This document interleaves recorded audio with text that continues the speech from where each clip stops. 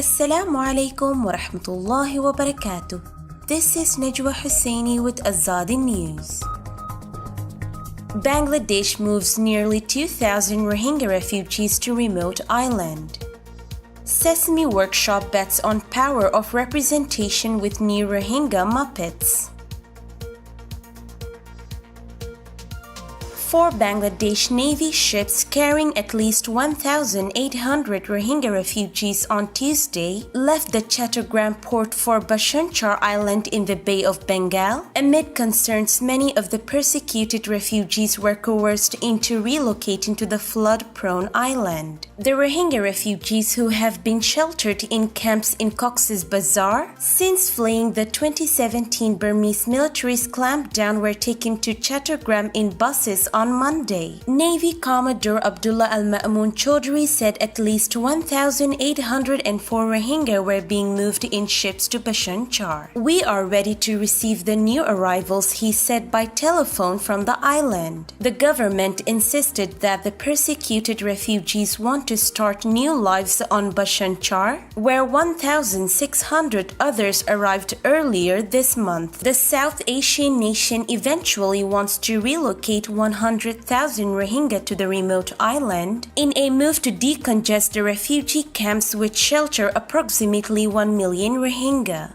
Housing blocks have been set up for the new arrivals on the island that Foreign Minister A.K. Abdul Mu'min has called a beautiful resort. On Monday, he had put the number of refugees being moved to Bhasanchar at little less than 1,000. But rights activists expressed new doubts about the transfers, saying some Rohingya had found their shanty homes in the camps padlocked, so they had no choice but to go. Al Jazeera's Tanveer Chaudhry said international journalists were not allowed to go to the island. The naval commander in charge said there will be a next batch of refugees, but we don't know exactly when, he said, speaking from Chittagong in the country's south-facing Bay of Bengal. Forget the Oscars, one of the sites where the battle for on-screen representation matters most may be in Cox's Bazar, Bangladesh, the world's largest refugee camp.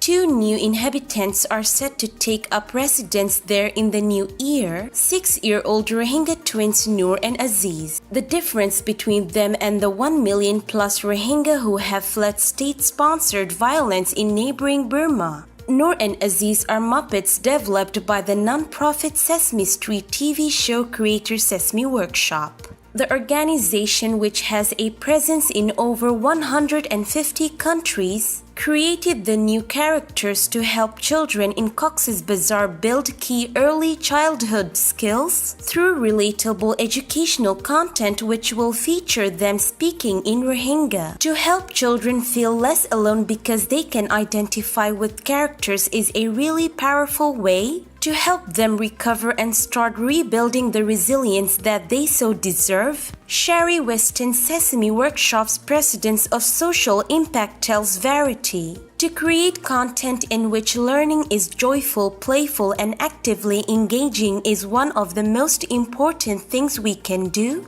to help mitigate the negative effects of trauma they have experienced. She explained that Rohingya children have very little content available to them at all and have never seen themselves depicted in media. For most, this will be the first time that they can truly identify with the characters they are seeing in storybooks and on screen.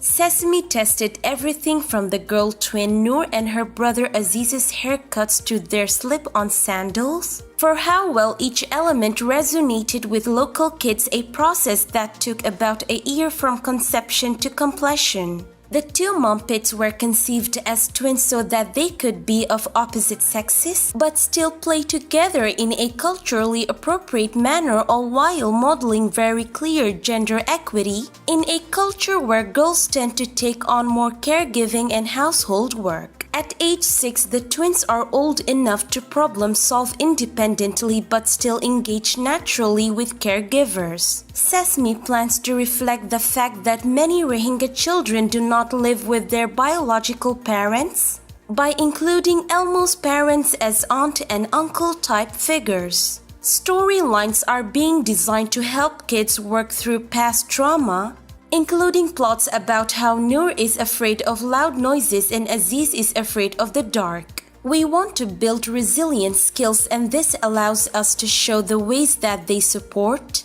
and reassure one another when one is stressed, Weston says. Despite a huge body of research on the general importance of early childhood education, there remains a significant gap in knowledge around what types of interventions work in humanitarian contexts for children like the Rohingya, who are on the move or displaced and may be for many years to come. We don't really know what works for children in such settings, admits Anita Anastasio, head of the Play to Learn initiative at the Lego Foundation, a key funder of the Bangladesh project. She estimates that about half of refugees in Cox's Bazar are children under the age of 18 and a quarter are below the age of 6. Humanitarian aid has historically focused on children's survival, health, and nutrition rather than their ability to thrive and develop key cognitive skills, meaning that there were until recently few interventions even available to study.